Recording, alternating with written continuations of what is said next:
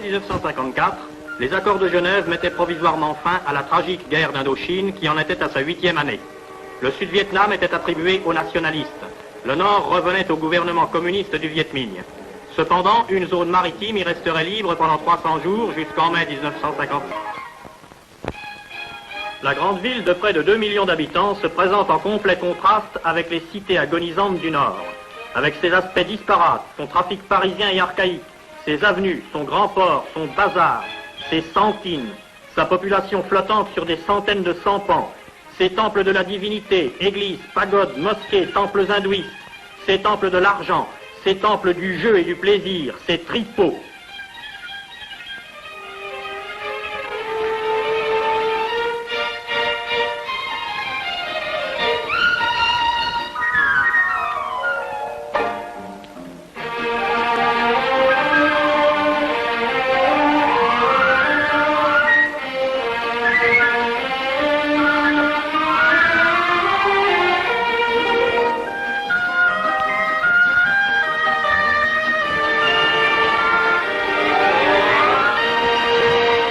La grande ville, trop occupée de ses propres affaires, accueillera d'abord avec indifférence ces centaines de milliers d'arrivants et sera longue à s'apercevoir qu'il doit tout de même se passer quelque chose d'anormal là-haut.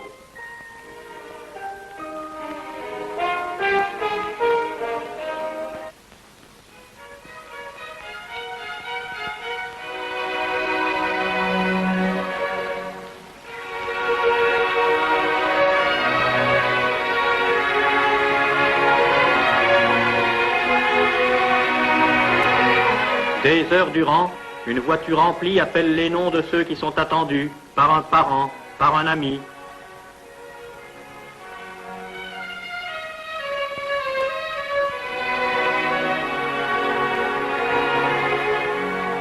De nombreuses délégations viennent saluer les arrivants.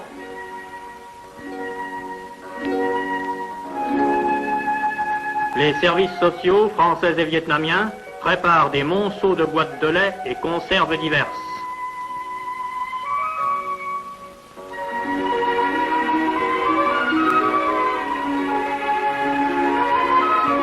Aujourd'hui, la manifestation a pris une ampleur particulière, car on attend un visiteur illustre, le cardinal Spellman, archevêque de New York.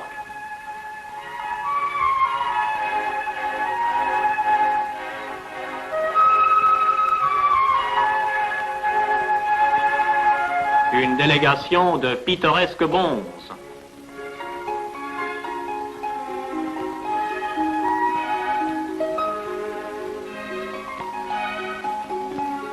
Et une autre de non moins pittoresques vieux curés.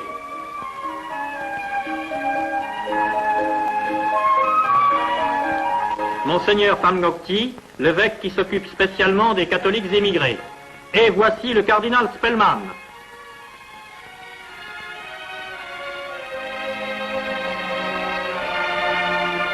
Un maladroit ayant fait tomber une pyramide de cigarettes destinées aux réfugiés, le cardinal aide le plus simplement du monde à réparer le malheur.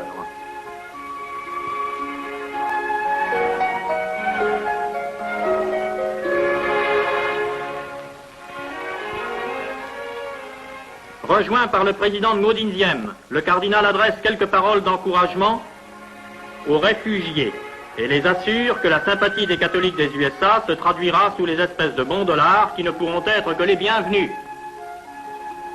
Tout cela n'empêche pas le petit commerce d'établir dès avant le débarquement un premier contact entre les arrivants et les Saïgonais. La longue opération du débarquement est commencée. Pour observer ce phénomène dont l'ampleur commence à étonner le monde, les plus grands journaux ont dépêché leur crack, Graham Greene, envoyé du Sunday Times et du Figaro littéraire.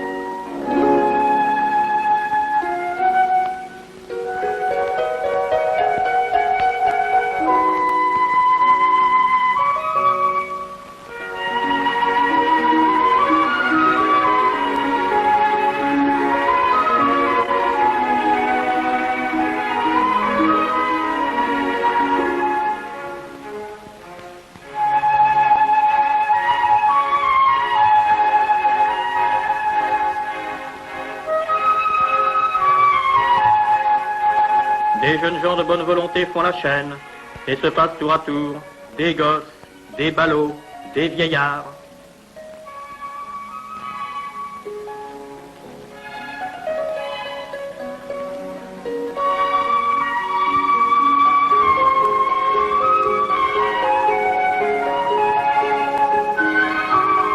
Cette vieille infirme chinoise est accueillie par des compatriotes et, comme tout le monde, elle reçoit sa ration de douceur.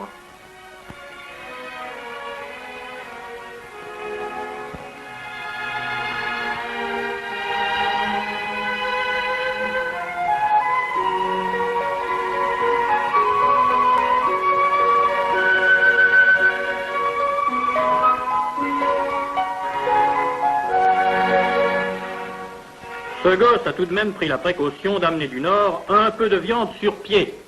Mais il est des détresses qu'aucun service social ne parviendra jamais à consoler. Les Nung, reconnaissables à leur type et à leur costume plus spécifiquement chinois.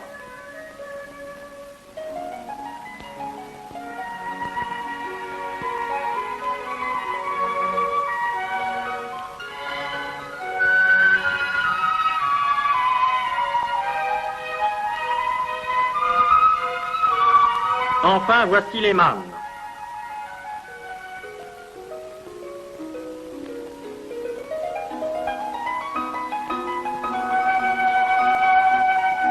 Quel cataclysme a bien pu égarer sur les quais de Saïgon cette princesse des montagnes du Nord.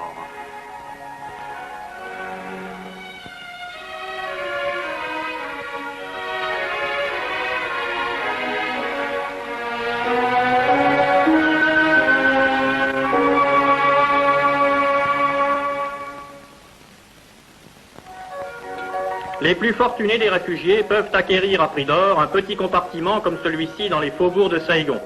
Dans l'unique pièce, on a rassemblé les quelques trésors qui ont pu être sauvés, souvenirs de l'aisance d'hier, les précieux vases anciens de Chine et les belles tuniques des jeunes filles. Mais la plupart des réfugiés ont été emmenés dans un des immenses camps de transit du Tour de Saïgon, qui sont ravitaillés chaque jour par les camions de l'armée. La petite vie s'y organise là aussi, au jour le jour, en attendant.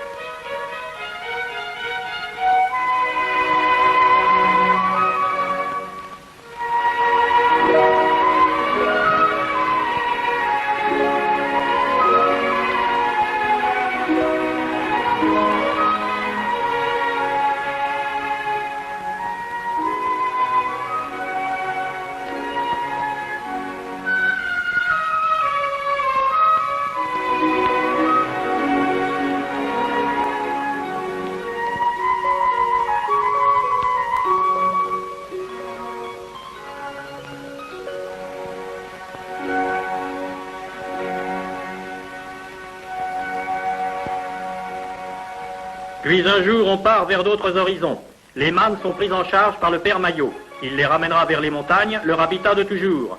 Avant leur départ, ils reçoivent la visite du cardinal Gilroy, archevêque de Sydney, venu à son tour apporter aux réfugiés du Nord-Vietnam le salut et l'aide des catholiques australiens. Ceux-ci étaient pêcheurs. Les voilà transplantés en pleine forêt. De l'eau, un petit puits en donne chichement. Mais l'artisan né qu'est le Tonkinois entreprend alors de fabriquer en miniature ce qu'il construisait naguère sur les grèves de la baie de Halong.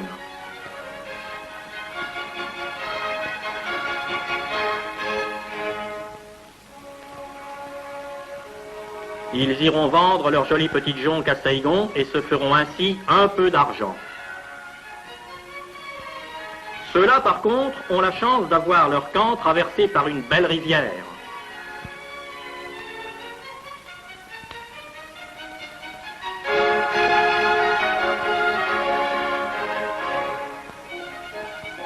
Cependant que partout, on commence à s'organiser.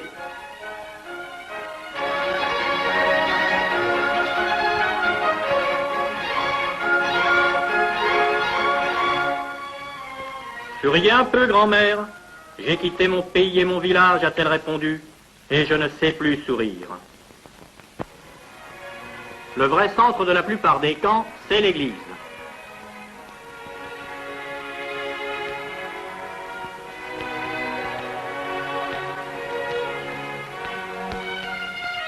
Touchante idée. On a monté avec du latis de bambou quelque chose qui rappelle la façade de l'église du village abandonné.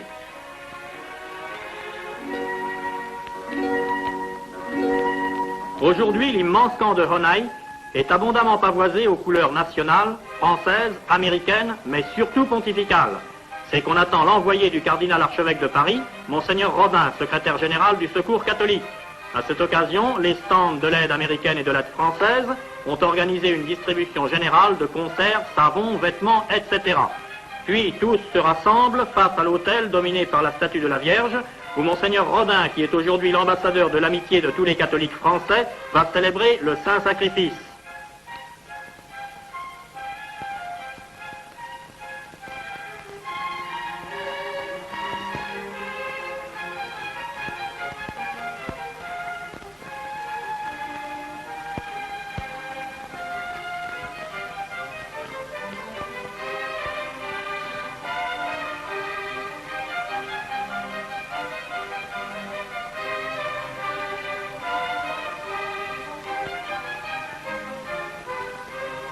La messe terminée, Monseigneur Rodin, aux côtés de Monseigneur Pamgokti, harangue la foule. Après avoir énuméré les nombreux diocèses français qui ont adopté des paroisses vietnamiennes exilées, l'envoyé du cardinal Feltin présente le plus touchant de tous les dons qui puissent être faits à des hommes qui ont tout quitté pour des motifs de foi.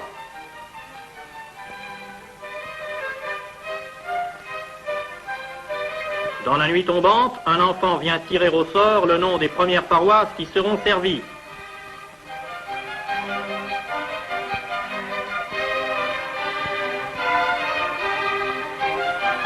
Ainsi, l'église exilée continue. Les séminaires se sont également repliés, soit dans les faubourgs de Saigon, soit dans la forêt.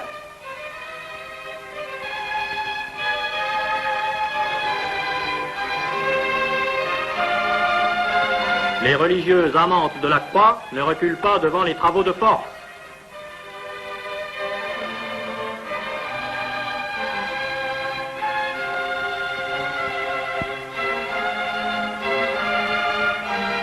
Et il y a de la joie.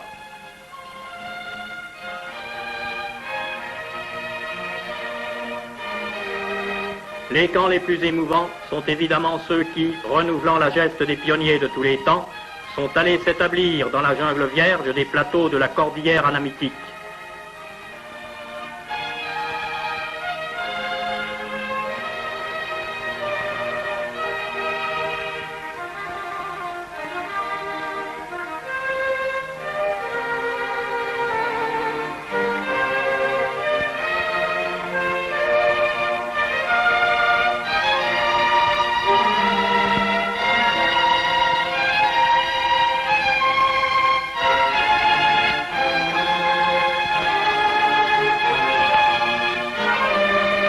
Mais la jungle va connaître de nouveaux arrivants.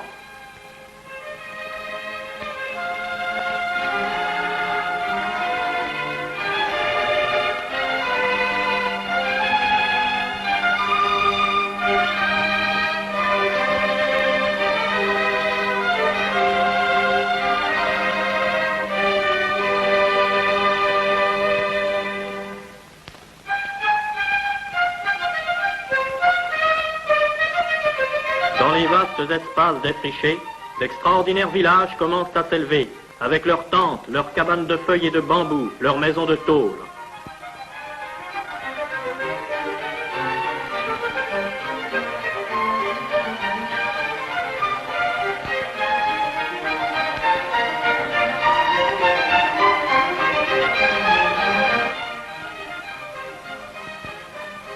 Premier bâtiment municipal, le hall d'information, qui n'a malheureusement pas toujours que de bonnes nouvelles à annoncer.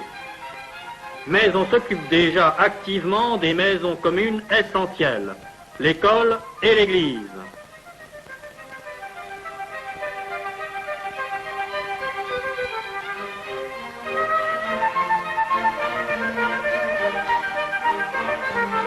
Ainsi, désormais, c'est à l'ombre du pignon de la modeste église que s'étendra le cimetière des voisins, avec ces urnes qui y sont déposées pour servir de siège à l'intention des âmes défuntes.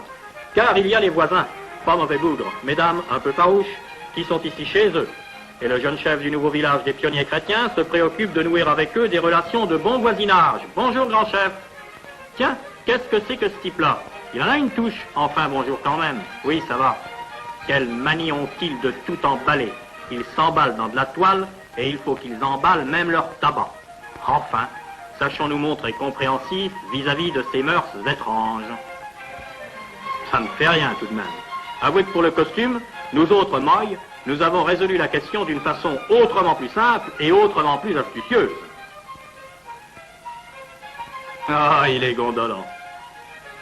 Mais le jeune chef chrétien emporte en gage de confiance et d'amitié l'arbalète du chef sauvage Moy. En arrivant au camp, il retrouve la joie qu'a vite fait de ramener l'insouciance des enfants.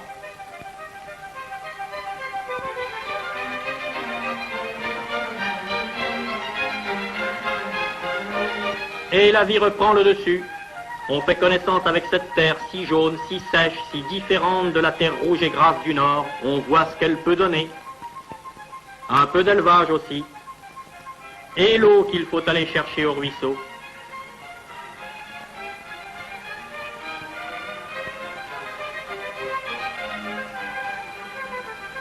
Mais ce camp a été pris en charge par des rédemptoristes canadiens et le vieux sang des pionniers du Grand Nord coule toujours dans leurs veines. De l'eau a décrété le père Vaillancourt, nous en aurons au milieu du camp. Juste. Vous êtes fatigués, mes gars, mais bientôt nous aurons ici de l'eau bien claire et bien à nous.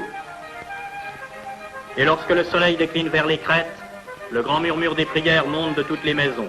Ce qu'ils ont vécu au cours de ces derniers mois, ils s'en souviendront toute leur vie.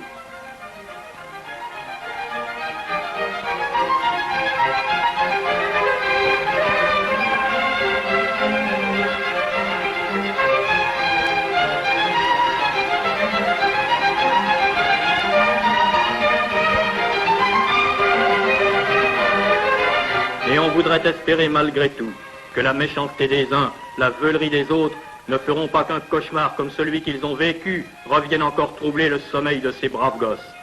Et souvent leurs rêves et notre dernier souvenir se reporteront là-haut, par-delà le rideau de fer, vers tous ceux qui auraient voulu partir et ne l'ont pas pu, vers ceux qui ont préféré souffrir là où étaient leurs maisons et leurs champs, et vers cette poignée d'hommes, évêques, missionnaires, prêtres, restés à la garde des églises désertées et du petit troupeau des fidèles, vers ceux qui, au cours des siècles, ont profondément enfoncé la foi en terre du Nord-Vietnam et y dorment leur dernier sommeil.